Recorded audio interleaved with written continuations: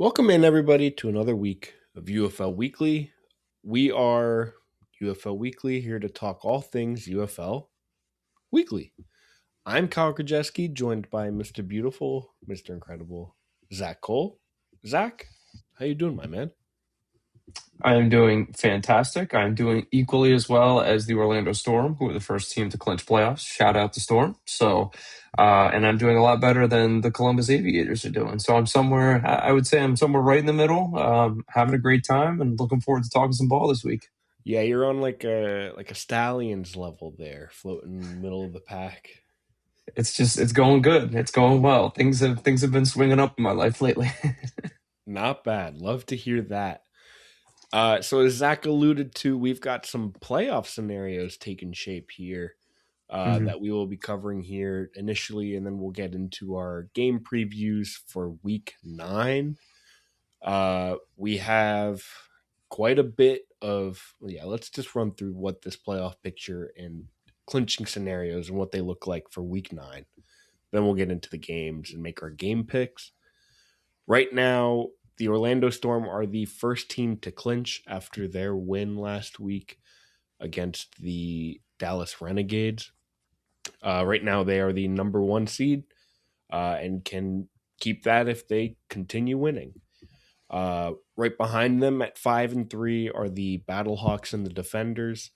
Both took losses last week. Where if last week it was win and you're in, they both lost, and now they enter that again. If they win, they're in. The Defenders, we were talking about this just before I hit record. Defenders are in an interesting scenario here where they go back to back weeks against the Storm, where if they win one of those, they're in. And if they win this week, then week 10 is a seeding game between them and the Storm. But then, Mhm.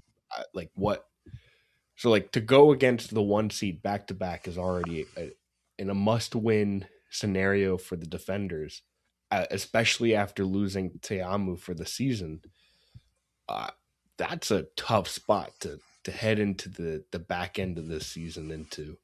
Um, and we can go over. Let me run through this real quick. DC clinches if they beat Orlando, or Columbus beats Birmingham and Louisville beats Dallas. So that's how DC gets in. St. Louis clinches, clean and simple. If they beat Houston this week, they're in. Birmingham clinches. Let's go through these ands. If they beat Columbus, and DC beats Orlando, and Dallas beats Louisville, and St. Louis beats Houston, that's what needs to happen this week. Louisville, here we get into the elimination scenarios. Louisville's eliminated if they lose to Dallas, and DC beats Orlando, and Birmingham beats Columbus. Basically, that can happen this week. Louisville cannot clinch this week. They can. Louisville's still in it. Everybody is still in it. Nobody is essentially out. The Aviators just have Kyle, the longest route here. What's up? in that situation, that's basically just saying that if those teams win, it's probably going to lock a Storm, Battlehawks, Defenders, and Stallions playoff and eliminate Essentially, all yeah. four other teams pretty much if that scenario plays out there. Yeah, if that takes place, then we've pretty much locked in the playoffs, because that is, I mean, that's Dallas getting a win, but Birmingham, Dallas need there's yeah that the scenarios need to happen, but yes, that essentially locks in those top guys. Hmm. Um, and then these final 3 teams here. Dallas is eliminated this week if they lose to Louisville, or Birmingham beats Columbus, and St. Louis beats Houston. Houston's out with a loss, and Columbus is out with, let's see here, they're out with a loss to Birmingham, or if Louisville beats Dallas, or if Houston beats St. Louis. So 4 teams can get eliminated this week, 3 teams can clinch, and Orlando has already clinched. So a lot going into this week, and quite honestly, I think we're going to see a scenario where a lot of this is needed to rely on week 10, which is exciting, especially coming down to the final weeks here of the season, you need a little bit more excitement to watch. Yeah, we've seen a lot of parity over these last 2 or 3 weeks here in the season. We've seen a lot of teams that we thought were locks, bona fide top dogs, face some difficulties, and we've seen some of these underdog teams pull off some wins we weren't expecting. Houston last week against St. Louis. So I think there's still a lot that can happen. I think it would be foolish to just expect that these top four teams are going to win and are going to secure themselves spots in the playoffs. Because if there's anything this season has proven to us, it's that it's not just going to be black and white like that. Now, Yeah. it just seems to feel, Kyle, like we say this every time, and then immediately the opposite thing happens. So maybe those top four teams will just figure it out and win this week. But there's definitely a lot of scenarios that could play out, and I do expect to play out in week 9, making week 10 a very exciting week. Yeah, I think we see some of these take shape, and some of them are just like, nope, we gotta wait. Um, Similar to the Storm, where yes, they clinched playoffs, but what seed are they gonna have? They could still wind up Hmm. with the. Actually, I don't know if they can have the fourth seed, but they could still find themselves in the third or the second seed, based on how Hmm. the Battlehawks and Defenders play. Um, I mean, they played the Defenders these final 2 weeks, which we need to have a talk with the schedule makers, but it's we've got a fun 2 weeks ahead of us regardless, and Absolutely. that's what we needed here. Looking ahead, let's talk these game previews. Week 9, we have our kickoff Friday night football here. We have the DC Defenders at Orlando Storm, our first of 2 games between these two teams in these final 2 weeks. DC will be without Teamu. It's out for the season with what we're calling a leg injury. Um, Entering this game with Spencer Sanders or Jason Bean, taking over a team that just needs a win for a playoff spot. The over under on this one is set at 45.5. Spread is in favor of Orlando at -2.5. Last week when Teamu went down, Sanders stepped in and kind of struggled in relief. Threw for 83 yards and an interception. Jason Bean has a little bit more experience. He played for the Kings for the first few weeks of the season, and then was traded to DC, but hasn't played since. I think all signs point to DC playing Sanders this week. Um, but regardless, DC can still rely on their ground game. That is still one of the best in the league. Last week with Teamo out, they piled up 218 rushing yards. So if they need to, they can still rely on this ground game. Orlando, on the other hand, is the first place team. They just clinched the playoffs. They have really nothing to lose other than that top seed and home field advantage. So yeah, they'll be playing for that seeding, home field advantage, and Jack Plummer is playing some of the best football of his career. We're seeing Hmm. some really good performances from him down there. Um, Again, DC can clinch in this one with a win, and both teams meet again in Week 10. So DC needs a win in either of these two games, while Orlando is just going out there to play some damn good football. Um, as we've got a lot of seeding at stake in these two matchups. So with all that, Zach, over under set at 45.5. Spread set at Orlando -2.5. Where are you eyeing up here? I think with the turmoil at the quarterback position, I have to go with the Orlando side here. It feels, I don't know, pretty free to me. I know, again, I said before, we seem to always jinx these picks whenever we say that something's easy or clear cut. But Orlando is playing pretty good ball right now. We saw them win 31-24 last week over the Renegades, and they pulled out that close one against the Gamblers in week 7. So they're definitely kind of putting together some decent wins in a row here. And I think that DC is really going to struggle trying to transition either to Jason Bean or to Spencer Sanders. So I think that there might be a little bit of difficulty kind of smoothing that operation there. Hopefully they can figure it out to be able to compete in week 10 if they need to. But I just don't think that the turnaround is going to happen super quickly here in week 9. So I'm going to take Orlando minus 2.5. As for the over under at 45.5, you know what? Orlando's been putting up a pretty good amount of points in their games, so I think I'm going to go ahead and take the over. You alluded to Jack Plummer being a dude right now. He had a huge rushing touchdown, 71-yard rushing touchdown, nuts. I had to kind of make sure that they said the right name in that one because it's not something we've really come to expect of Jack Plummer. But he turned on the wheels and he got out of there for 71 yards. So he took our dual threat talk about the gamblers to heart a little bit last week, and he said we could do it in Orlando too. Us too. Yeah, seriously. So he's been balling out. He was clearly the dual threat guy that they needed him to be last week, and I like him to continue putting up points for this Orlando offense. So give me the over in this one, and give me the Storm minus 2.5. I'm joining you on Orlando minus 2.5.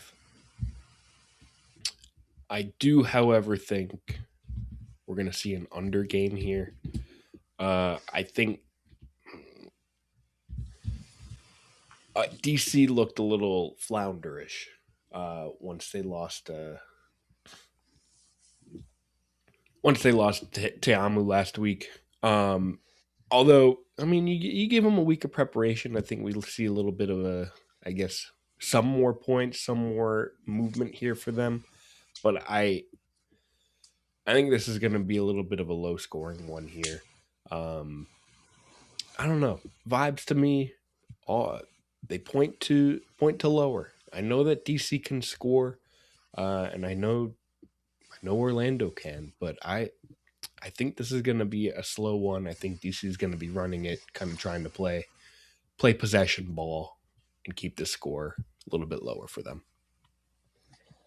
I am totally with you on that. I think that that's a very good thought process, and it does worry me that DC is not going to be able to put up points. But I figure if Orlando can score 30 points, then that kind of takes the pressure off DC. You just have to punch in one or two in garbage time when it doesn't even really matter all that much. So I don't know, but I like your picks regardless. We're rocking with Orlando. We're both rocking with Orlando in this one. So we'll see what happens in terms of points total. So, all right, next game of the weekend is going to be the Stallions at the Columbus Aviators. This is the Saturday afternoon game. It is 3 p.m. on ABC. Over-under is at 42.5, and Birmingham is favored by 1.5 points, which is a little bit surprising based off of last week's results. This is a rematch game. Last week was won by Birmingham by a whopping score of 14-3. So clearly an under for last week. No addition needed in that one. You could just look at that score and go, oof. Whatever the over-under was, that definitely the under hit in that one. So both of these teams will be looking to put up some more points. On the Columbus side of the ball, they still have 3 top rushers in the league. We kind of checked that out before the show here. They're just kind of struggling to find any sort of groove, though. It was I don't know if you saw the clip, Kyle. There was a clip of Jalen McClendon. He was kind of screaming at Todd Haley on the sidelines, being frustrated with the plays being called. It's just really not pretty right now for Columbus. They can't seem to get things going. They're very reminiscent of I think it was the Brahmas last year, who we couldn't wait for them to get something going, and they just kind of never did. So that's kind of feeling what to me what Columbus feels like this year. So they are essentially kind of eliminated, not statistically yet, but they're pretty damn close to being eliminated. So they're kind of just playing for pride and glory in this one. Hopefully they can get some things going. But on the other side of the ball, Birmingham does seem to be clicking pretty much on all cylinders right now. DTR really kind of unlocked this offense and has added a spark and a liveliness to them that's just kind of brought them back from the depths. They were not in a good position, kind of struggling 1-4 to start the season, but now they're right there in the mix, looking to lock up a playoff spot. Just when we thought the reign of the Stallions was over, they're right back in it like they never left. So it'll be interesting to see what kind of changes Columbus can make this week. They were only held to 61 rushing yards last week, which is something that's not in character for the Aviators whatsoever. But with just the Columbus smothering defense. They have Tay Crowder, who's leading the league with 64 tackles. They're killing it right now on both sides of the ball, and they don't really need the points if they're just going to be able to shut down the Columbus offense again on back-to-back weeks. So, Kyle, like you said, we do need to yell at the schedule makers, because this is one that feels like it shouldn't be a back-to-back. It just kind of feels like it's screaming Birmingham again. But you know what? Crazier things have happened. So Yeah. that's why we make the picks. That's why we talk about the games. Right now, the over-under is set at 42.5, and Birmingham is favored by 1.5 points. So, Kyle, what are your game picks? I'm just honestly following the outcome of last week's game.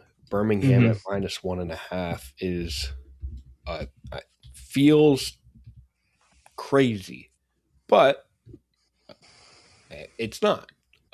We've seen just about every week these. Oh, how is this? How are these the odds? But then, sure enough, it's the opposite, and Vegas Mm-hmm. always knows best. But Birmingham just completely took over this game. They're on fire. I think they're gonna come away with this one. So Birmingham -1.5, and I'm following right up with the under 42.5. Columbus likes to run the ball, likes to kind of play that game of game management, and if it doesn't work, it's just a slow, low scoring game. Even when it does work, it's still a relatively low scoring game. Um, so with that, give me under 42.5. Yeah, these aren't going to be sexy picks from me either. I'm going to ride with you on both of them, Kyle. I don't really see a world where Columbus is going to pull out a win in this game, which is essentially kind of what this spread is saying here. Obviously, if it's a 24-23 win, the Columbus could still cover, but I just think that Birmingham's got this one locked up, so I'm taking them -1.5, and I think the under is pretty safe too. I was just kind of going through and looking at some of their past weekly scores, and neither of them are really like putting up eye-popping numbers. I mean, we've seen a couple spurts, like we saw 28 points from Birmingham in week 5, but then 20 in the next week, and then they had a goose egg in there Yeah. at some point too. So a little bit of volatility, and Columbus is just it. I feel like they only really put up points when they're kind of down and out of games anyway. So this one to me just kind of screams the under. So I'm going to just not overcomplicate it, ride with you on the under. Third game this week, we have a Sunday game at 4 p.m. on Fox. Over under set at between the Dallas Renegades and the Louisville Kings. Over under set at 46.5. Louisville's favored here at -1.5. These two teams last faced off in week 5 when Louisville just kind of decimated Dallas and kind of sent Dallas on this downward trend that we've seen them on since, in a 47-25 just route. Austin Reed is looking for a huge redemption game here. In that game, he threw 4 interceptions with 2 pick sixes. Really trying to return to form. I say return to form as he still leads the league in passing touchdowns. He's looking to kind of get back at what Dallas did to him then, or at what Louisville did to him back then. Louisville though is on they're on a tear. They're on a Mm-hmm. 3-game win streak. Sorry, 2-game win streak. Both back-to-back games against the Defenders. They're just on a roll. They were 2 big wins against DC. Really kind of on a roll here that I think Louisville is playing some of the best football they've played all season, and really trying to get their way into this playoffs. Reed again still leads the league with passing touchdowns, second in passing yards. He just needs to, I guess, keep his composure, have a clean pocket, and Louisville allows the most passing touchdowns in the league. So there's an avenue here for Dallas to find their footing, after this big long skid that they've been on. Wide receiver Tyler Vaughn's due for a breakout. Still leading the league with the 5 receiving touchdowns, but has been really quiet. So if we see Reed kind of get going in this one, let's hope that Vaughn's follows. Vaughn's was a guy that was hot early on, and that's kind of been a little quiet lately. Dallas has to protect Reed. This O-line has kind of been the biggest issue here in this 5-game losing streak, and interceptions in the 5 games. It's not all Reed's fault, and we know that Louisville is going to bring the pressure as Cam Gill leads the league in sacks. So it's going to be honestly, I think it's going to be a damn good game. So Zach, over under set at 46.5. Louisville favorite at -1.5.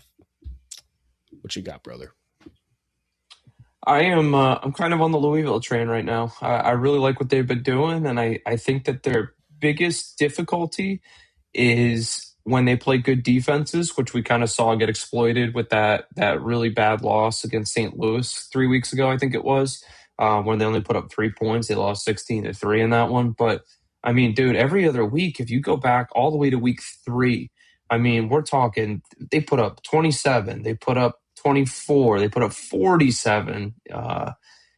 That was then the 3 week, but then 30 this past week, 33. Like, this team is scoring points, man. They seem to really have unlocked something with Chandler Rogers. He seems to be pretty poised back there, and they've got a nice rushing attack in the backfield. Isaiah Winstead is pretty cool at receiver. He does some good stuff, and he's just huge on the field. So. And shout out James Robinson. That is a thick boy. He's channeling his inner Maurice Jones-Drew every time he touches the ball. But actually, more like Mike Tolbert. But I mean, they just, I don't know. I like what they're doing right now. So I'm gonna just take them -1.5. I think that they're one of the teams to beat right now in the league.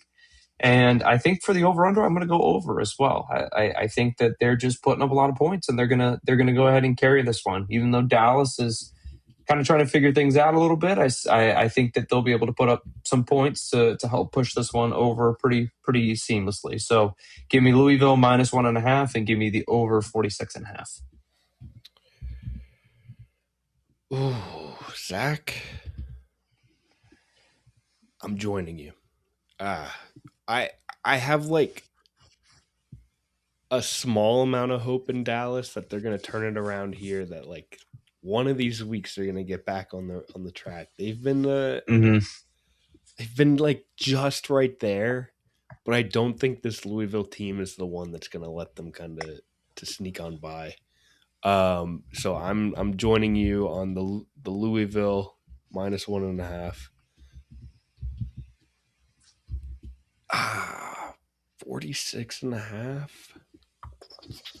It's a pretty high over under. It's a little worrisome, but I mean, I don't want to sway your opinion. Let me hear what you got. No, I mean, I just looking at both teams and how they've been doing the past few weeks, I'm taking the over.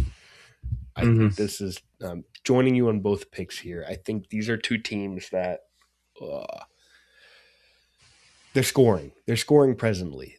They've scored pretty decently the past few weeks. I mean, Louisville just kind of manhandled DC back-to-back weeks with 30 points back-to-back, and Dallas with 17 and 24. Yeah, give me the over. I'm taking it. 46.5. I love it. When all else fails, ask for the points, right? Absolutely. All right. Last game of the weekend, we got yet another rematch. We got 2 rematches in back-to-back weeks here. Unbelievable. But we are looking at the St. Louis Battlehawks, this time traveling to the Houston Gamblers. Last week we had the Gamblers at the Battlehawks. This is the Sunday evening game. It is a 7 p.m. game, and the over-under is set at 42.5. St. Louis is favored -3 despite losing last week. So a couple points for this game. Houston did just beat St. Louis last week, as I just alluded to, and the Gamblers are sitting at 3-5. They kind of moved up the standings a little bit, moved out of the basement into that kind of lurking, dangerous contender group. They kind of separated themselves from the Aviators down at the bottom of the league, but hey, they're alive and they're looking to make some noise. They win 2 more games, suddenly they're at 500. So we'll see. We'll see what happens. The Battlehawks, on the other hand, kind of really stunk last week. They were only 1 for 6 in the red zone, which was not good enough. And now they have a must-win game against Houston. So Houston, again, just kind of did a lot of things positively and put together drives when they needed to and ended up coming out on top. So just to recap St. Louis's clinching scenario, they can clinch with a win or a DC win over Orlando. If DC wins Friday night, the Battlehawks need to know that before the kickoff on Sunday, just because they kind of will then have some idea of the stakes of the game that they're getting into. John Trey Kirkland, huge shout out, John Trey Kirkland. Huge shout out. Pride of the Seattle Sea Dragons back in the day. Scored his first touchdown of the season, and it was huge for Houston. So they've just been kind of finding guys all over the field. Lawrence Keys had a 35-yard touchdown, and Malik Fisher continues to get in the backfield and make it difficult for opposing quarterbacks. Last week we saw that with Luis Perez. Kyle was watching a little bit of that game, and he was just not sharp. He was missing a lot of open passes. I think Brock Osweiler might have been the commentator on the game, but he was just kind of letting him have it. He's like, "Oh, you got to make that, man. That's an easy throw. You gotta connect on that." But it's just kind of not been what I think St. Louis was envisioning from the whole Luis Perez experiment. He's not the AJ McCarron or Max Dugan that they were hoping he would be. He's just kind of been a little lackluster. So St. Louis is definitely still trying to find their feet. They do still have one of the best defenses in the league, despite having given up a little bit of scoring last week to Houston. I believe they gave up. Let me see. I think it was 24 points last week. I'm here on week 5. 23 points. I'm sorry. Yep. 23-16. They gave up 23 points to Houston. So there's definitely some improvements to be made, but a lot of times when you see opponents back to back, that's the time to make those changes and to come out as a different team. So again, we have an interesting storyline here with the rematch. Houston and St. Louis. St. Louis is favored by 3, over under 42.5. Kyle, what are your picks? Ooh. This one feels like a tricky one. This one feels like the trickiest one of the week to me. I don't think the thing is I don't think St. Louis loses to Houston not only twice in a season, but not back to back. Yeah, I'm not. St. Louis isn't letting that happen. So give me St. Louis -3. Give me the under. This one's not speaking points to me. Both of these offenses aren't. I don't know. They don't feel primed to score the big points here. Yeah, St. Louis isn't losing back-to-back weeks, especially when they need to get into the playoffs here, and they're certainly not going to lose to Houston back-to-back or twice in a season. So give me St. Louis -3, under 42.5.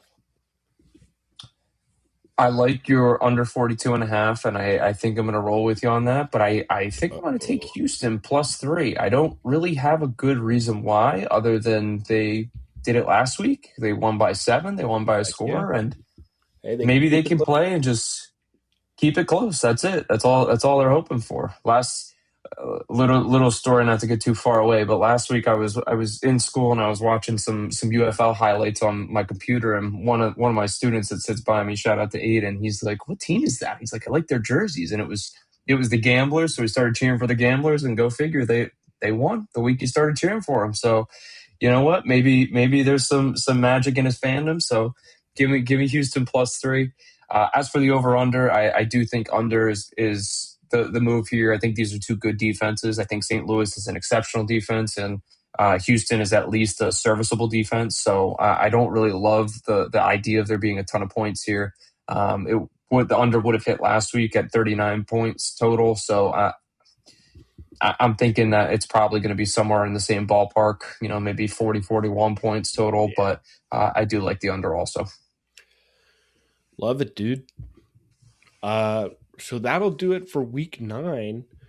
We've got what is this, week 9? We have one more preview next week, and then we're talking playoffs. I mean, we've been talking playoffs.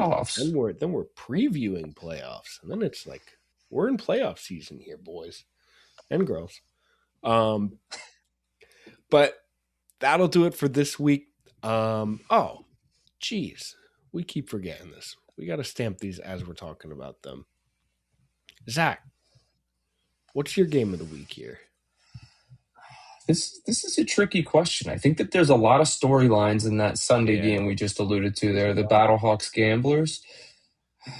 I have to lean towards, I think probably the DC Orlando game is the two best teams playing each other.